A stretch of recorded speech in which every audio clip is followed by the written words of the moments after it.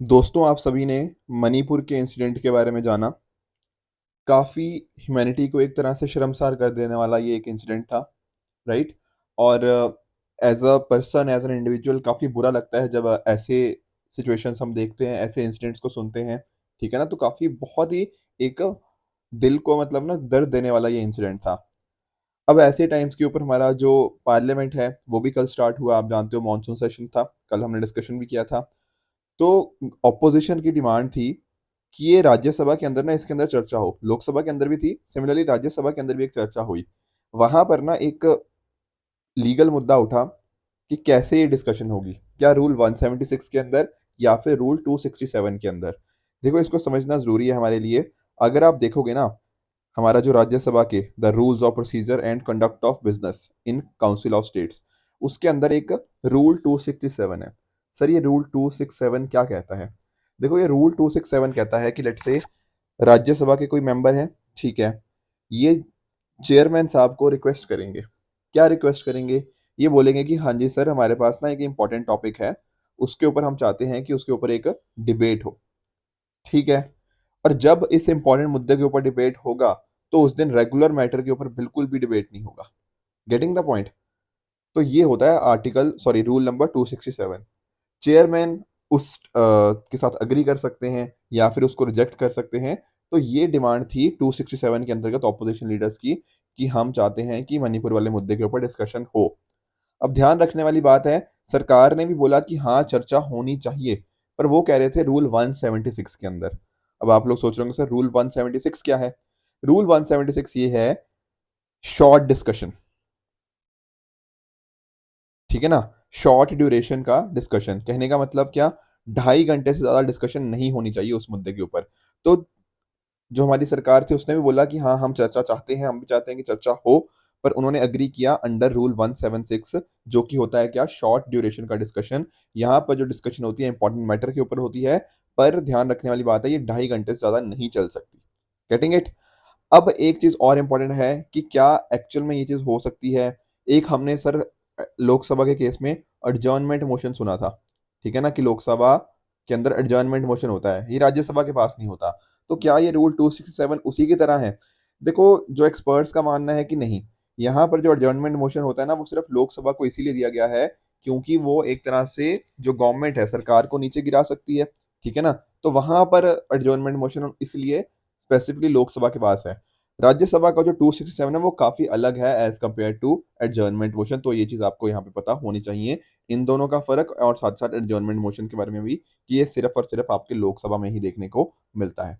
ठीक है। तो इसी तरह से सुप्रीम कोर्ट भी काफी ठीक है, डिस्टर्ब्ड है कि सेंटर और मणिपुर गवर्नमेंट क्या कर रही है इसके रिगार्डिंग।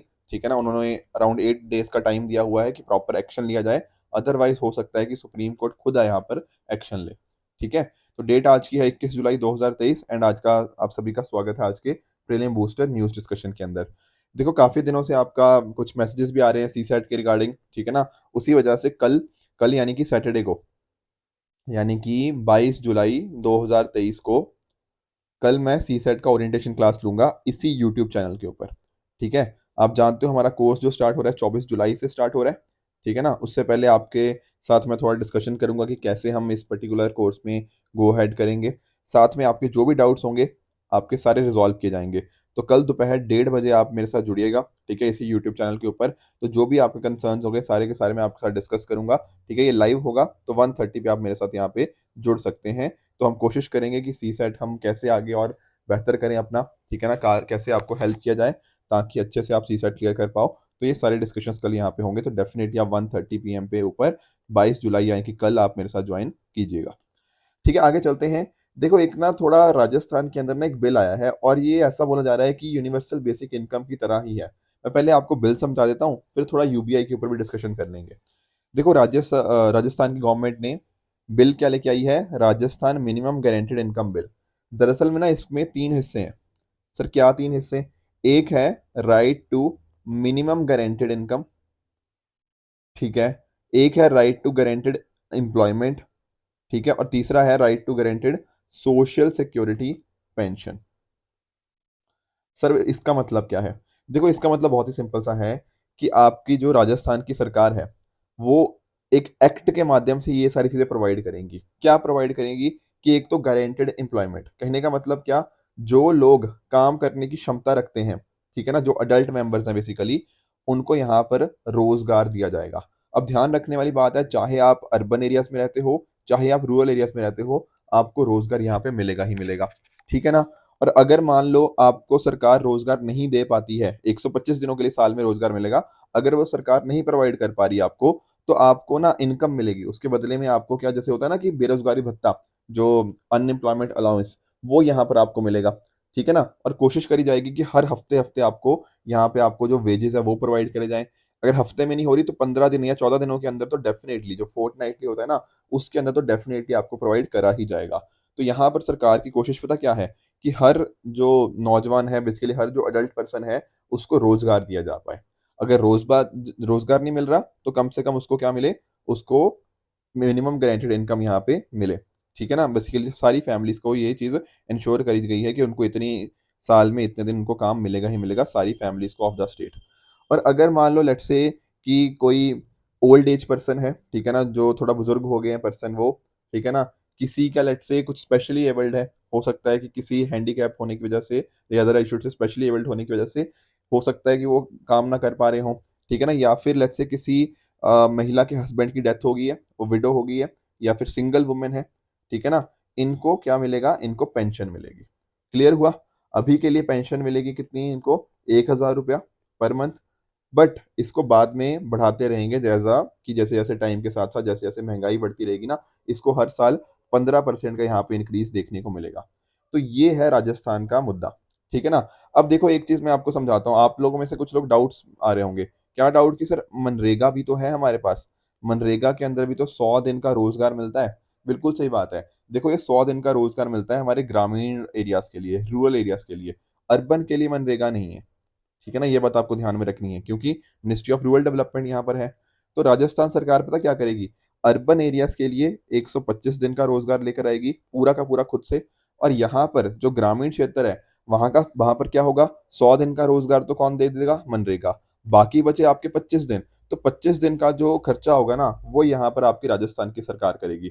तो इस तरह से दोनों को, अर्बन हो गया, रूरल एरियाज़ हो गया, वहाँ पर 125 दिन का आपको रोज़गार मिलेगा ही मिलेगा। ठीक है? तो ये कुछ प्रावधान थे राजस्थान के। अब इसमें पॉज़िटिव नेगेटिव्स बहुत सारे हो सकते हैं। देखो इसको ना यूनिवर्सल बेसिक इनकम के साथ कई लोग रिलेट कर रहे हैं।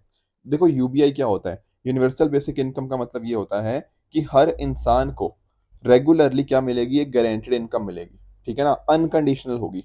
यहाँ पर ये नहीं देखा जाएगा कि हाँ, कि आपकी सैलरी कितनी है, आप कम कमाते हो, नहीं कमाते, आपकी बाकी सारी चीज़ें नहीं देखी जाएँगी। वर्ड आ गया ना यूनिवर्सल, मतलब सबको यहाँ पे दी जाएगी। इसको बोला जाता है यूनिवर्सल बेसिक इनकम। अनकंडीशनल होती है, ठीक है ना? इर्रेस्पेक्टिव ऑफ कोई यहाँ पे टेस्ट नहीं करना, कुछ वर्क की ज़रूरत नहीं है, ये सारी चीज़ें, ठीक है ना? आपको रेगुलरली दी जाती है, हो सकता है मंथली हो सकता है आपको ईयरली आपको ये चीज़ प्रोवाइड करी जाए, इंडिविजुअल बेसिस के ऊपर दी जाती है, ऐसा नहीं कि आपकी पूरी फैमिली को दी जाएगी, मतलब हर इंसान, आपकी फैमिली में जितने भी इंसान हैं, उनको सबको यहाँ पे मिलेगी, not on a household basis but on a individual basis. आई बात समझ में? तो ये चीज़ें थी, बट इसके रिगार्डिंग ना देखो, इवन चाहे आप राजस्थान की बात करो या इवन इन जनरल आप यूपीआई की बात करो, तो यहाँ पर एक जो कंसर्न उठ के आ रहा है वो है कि भैया पैसा कहाँ से आएगा? जैसे मैं अगर आपको बात करूँ ना, तो ये जो राजस्थान स्कीम लेकर आ रही है, ऐसा माना जा रहा है कि हर साल कम से कम 2,500 करोड़ का इसके ऊपर खर्चा होगा। और जैसे-जैसे महँगाई बढ़ती रहेगी, अकॉर्डिंगली ये खर्चा ही बढ़ता रहेगा, क्योंकि पेंशन भी तो बढ़ानी है उस हिसाब से। आई बात समझ में? तो इस तरह से ना यहाँ ये पैसा आएगा कहाँ से? काफ़ी लोग, मतलब अब इन द एंड तो टैक्स पेयर के पास ही से पैसा आएगा। अब सरकार की कोई खुद की कमाई तो है नहीं, ठीक है ना? बेसिकली टैक्स पेयर्स का ही पैसे के ऊपर बढ़ेगा। तो ये कंसर्न बहुत मेजर हो जाता है, ठीक है ना? तो इसके ऊपर अभी और देखना पड़ेगा। आने वाले दिनों के अंदर आप डेफ़िनिटली ना मेंस के बहुत सारे आर्टिकल्स देखोगे यूनिवर्सल बेसिक इनकम के ऊपर, कि क्या है, कैसे करनी चाहिए, फ़ायदेमंद है, नहीं है। काफ़ी लंबे टाइम से डिस्कशन होती जा रही है, तो आपको भी इसके बारे में अच्छे से पता होना चाहिए। एक इम्पॉर्टेंट चीज़ और आगे बढ़ने से पहले, ठीक है? आप में से कुछ स्टूडेंट्स को ऑप्शनल्स के अंदर भी डाउट्स थे, ठीक है ना? कि सर ऑप्शनल कैसे करें? क्या-क्या चीज़ें होनी चाहिए? देखो हमारी टीम है यहाँ पे ऑप्शनल्स की भी ना क्लासेस लेकर आई है। यहाँ पर आप देख सकते हो सिर्फ़ क्लासेस नहीं है, बल्कि आपको लेक्चर्स मिल जाएँगे यहाँ पे, साथ-साथ रिवीजन टेस्ट हो गया, ठीक है? आंसर राइटिंग प्रैक्टिस हो गया, प्रीवियस ईयर क्वेश्चन आपको क्लासेस के अंदर एनालिसिस कराया जाएगा, और भी बहुत सारे आपको फीचर्स यहाँ पे देखने को मिल जाएँगे विद रिगार्ड्स टू ऑप्शनल। बहुत ही अफोर्डेबल कॉस्ट के अंदर ये ऑप्शंस को लॉन्च किया गया है, क्योंकि आप देखते हो कि आज के टाइम तो 50,000 60,000 एक-एक ऑप्शन की इतनी ज़्यादा फीस हो चुकी है। पर हमारी टीम बहुत ही कम प्राइस के अंदर ऑप्शंस को लेके आई है, ठीक है ना? आप एंथ्रोपोलॉजी देख सकते हो, पीएसआईआर हो गया, हिस्ट्री हो गया, सोशियोलॉजी हो गया, हिंदी लिटरेचर हो गया, ज्योग्राफी हो गया, साथ में ये किस-किस लैंग्वेजेस में अवेलेबल है, वो भी मैंने नीचे यहाँ पे मेंशन कर दिए हैं। तो आप हमारी जो वेबसाइट है ना pwonlys.com पे जाके डेफ़िनेटली इन कोर्सेज़ के अंदर एनरोल कर सकते हो, ठीक है? और ये कुछ भी डाउट्स आए तो हमें कॉन्टैक्ट नंबर पे भी आप कॉन्टैक्ट कर सकते हो। अब आप सभी की डिमांड थी कि सर थोड़ा ना डेमो भी मिल जाता तो बढ़िया रहता, तो बिल्कुल, तो 3 दिनों के लिए 25, 26 और 27 के लिए बिल्कुल फ्री क्लासेस होंगी इनकी, ठीक है ना? तो आप डेफ़िनेटली इनको जॉइन कीजिए एंड आप सभी के लिए ऑप्शनल जो भी आप चूज़ किया है, उसके अंदर आप इनके अंदर एनरोल कर सकते हैं। आगे चलते हैं, that is comprehensive and progressive agreement for trans-Pacific partnership. अभी क्या हुआ है ना, ये यूनाइटेड किंगडम ने इसको जॉइन किया है, ठीक है ना? अब इसको समझना ज़रूरी है कि हमारे लिए है क्या comprehensive and progressive agreement for trans Pacific partnership. देखो थोड़ा अगर हम पीछे चलते हैं ना, तो आपको नोटिस करने को मिलेगा, जैसे फॉर एग्ज़ाम्पल आपको यूएसए यहाँ पे देखने को मिलता है, ठीक है ना? तो यूनाइटेड स्टेट्स ऑफ अमेरिका ना एक बहुत इंपॉर्टेंट रोल प्ले कर रहा था इसके अंदर। यहाँ पे आप देखो, ये इंडो पैसिफिक की ऐसी बेसिकली बात हो रही है। ये सारी मेंबर कंट्रीज़ हैं, रेड के अंदर हैं। हो क्या रहा था कि यूएसए इसके अंदर एक मेजर प्लेयर था। पर आप जानते हो 2016 में कौन आ गए? हमारे जो डोनाल्ड ट्रंप जी आए, ठीक है? वो प्रेज़िडेंट बने यूएसए के। उन्होंने बोला कि नहीं यार, ये जो बात कर रहे हैं ना हम ट्रांस पैसिफिक पार्टनरशिप की, यहाँ पर यूएसए को नुकसान ज़्यादा हो रहा है, ठीक है? और फ़ायदा कम है। तो उन्होंने बोला कि नहीं, हम इसका पार्ट नहीं बनेंगे। तो वो इसमें से बाहर आ गए। तो आज के टाइम के ऊपर आप नोटिस करोगे ना, तो ये 11 कंट्रीज़ देखने को मिलती थी, अब यूके भी ऐड हो गया तो 12 हो जाएँगी, ठीक है? इन कंट्रीज़ के आप नाम ध्यान में रखिएगा। कंट्रीज़ कौन-सी हैं सर? कनाडा हो गया, आपका Mexico, Peru, Chile, New Zealand, Australia, Singapore, Brunei, Malaysia, Vietnam और जापान। ये 11 कंट्रीज़ के नाम आप सभी को यहाँ पे पता होने चाहिए, ठीक है? 12वाँ आपका भी यूके हो जाएगा, ठीक है? अब इसको समझते हैं कि सर आखिर ये क्या कर रही हैं कंट्रीज़ आपस में मिलके? देखो ये एक तरह का ना जो होते हैं ट्रेड बैरियर्स, अभी कुछ दिन पहले ही मैंने आपको ट्रेड बैरियर्स सिखाए भी थे, ठीक है ना?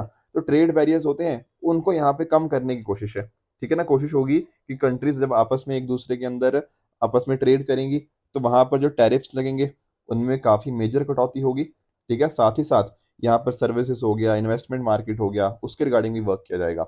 साथ में कैसे-कैसे कॉम्पिटिशन हो गया या फिर आपके इंटेलेक्चुअल प्रॉपर्टी राइट्स हो गया, फॉरेन कंपनीज़ को कैसे प्रोटेक्ट करना है, ये सारी चीज़ें यहाँ पे देखी जाएँगी। आई बात समझ में? एक इम्पोर्टेंट मुद्दा आपको और समझना है। देखो एक हमारी कंट्री है कौन-सी? चाइना। जो चाइना है ना, वो बड़े ज़ोरों-शोरों से कोशिश कर रही है कि वो भी यहाँ पर इसका पार्ट बने। पर एक्चुअल में चाइना को पार्ट बनने नहीं दिया जा रहा, ठीक है ना? इन सभी कंट्रीज़ की, सभी नहीं बोलूँगा, इनमें से कुछ कंट्रीज़ की कोशिश है कि चाइना को ना यहाँ पे इसका पार्ट बनने ना दिया जाए, ठीक है? चाइना की जो डोमिनेंस है ना, वो बहुत ज़्यादा बढ़ती जा रही है इस एरिया के अंदर, तो कोशिश है कि चाइना की जो डोमिनेंस है इसको थोड़ा कंट्रोल किया जाए। बाकी साथ ही साथ आप ताइवान के बारे में जानते होंगे, ठीक है ना? तो ताइवान भी कोशिश कर रहा है इस पर्टिकुलर का पार्ट बनने का, और चाइना की पूरी कोशिश है कि ताइवान इसका पार्ट ना बन जाए कहीं न कहीं, ठीक है ना? तो इस वजह से टीपीपी हमारे लिए बहुत इम्पोर्टेंट हो जाता है। ध्यान रखिएगा इंडिया इसका मेंबर नहीं है, ये बात आपको पता होनी चाहिए। मेंबर कंट्रीज़ के बारे में बता दिया। अब एक आपके दिमाग में आएगा, सर यूके इसका पार्ट क्यों बना है आखिर? देखो यूके जब से आप देखो ब्रेक्ज़िट से बाहर हुआ है, कहीं न कहीं उसकी मतलब ब्रेक्ज़िट हुआ है, जो यूरोपियन यूनियन से बाहर हुआ है, तब से उसकी कहीं न कहीं कोशिश है ना कि अलग-अलग कंट्रीज़ के साथ यूके कुछ ना कुछ ट्रेड पैक्ट साइन करे। इंडिया के साथ भी काफ़ी लंबी टाइम से बात चल रही है। तो ऐसा माना जा रहा है कि यूके इस पार्ट बनेगा तो थोड़ा हो सकता है कि इंडो पैसिफिक की डिफरेंट-डिफरेंट कंट्रीज़ का तो उसके जो ट्रेड टाइज़ हैं, वो और भी स्ट्रेंथन होंगे। ऑल्दो काफ़ी सारी कंट्री के साथ उसने ऑलरेडी यहाँ पे पैक्ट साइन कर रखा है, पर कोशिश यही है कि और कंट्रीज़ यहाँ पे उसको अकॉर्डिंगली मिलती रहें। तो इस वजह से ये चीज़ आपको पता होनी चाहिए। मेंबर कंट्रीज़ का आप बिल्कुल यहाँ पे अच्छे से याद रखिएगा। नेक्स्ट हम आगे चलते हैं, that is stitched ship building method और टंकाई मेथड। इसको समझना हमारे लिए बहुत ज़्यादा इम्पोर्टेंट है, ठीक है ना? अभी अगर आप नोटिस करोगे, हमारी जो मिनिस्ट्री ऑफ कल्चर है, जो संस्कृति मिनिस्ट्री हो गया, और साथ-साथ भारतीय नेवी, इंडियन नेवी ने साइन किया है एक एमओयू, ताकि जो एंशिएंट शिप बिल्डिंग मेथड है उसको रिवाइव किया जा पाए। क्या मतलब है सर इसका? देखो, आप पुराने टाइम में देखते हो, ये इस तरह के जहाज बनाए जाते थे, ठीक है? इस तरह की शिप्स बनाई जाती थी। तो डिफरेंट डिफरेंट तरीके होते थे। उसको एक बनाने की जो विधि होती है ना, उसको टंकाई विधि भी बोलते हैं, यानी कि टंकाई मेथड। इसका मतलब क्या है? देखो आज के टाइम के ऊपर तो क्या होता है, आप देखते हो ना कि जो शिप्स बनती हैं, उसमें जो लोहे की कीलें, जो नेल्स होती हैं, वो लगाई जाती हैं, ठीक है ना? पर इससे ना कुछ इश्यूज़ आते हैं, जो आप लोहे के कीले लगाते हो। सर क्या इश्यूज़ आते हैं उससे? देखो उससे आपका जो जहाज है ना, वो लचीला नहीं बनता। इसको ज़रूरत होती है जहाज को कि थोड़ा लचीला रहे तब ये अच्छे से वो मूव कर पाए। अब अगर ऐसा इश्यू है, तो हम क्या कर रहे हैं यहाँ पे जो टंकाई मेथड की बात कर रहे हैं? देखो यहाँ पर क्या होता है ना कि आपका जो अ, जहाज है, वो एक तरह से सिलाई करके बनाया जाता है। सर किसको सिला जाता है?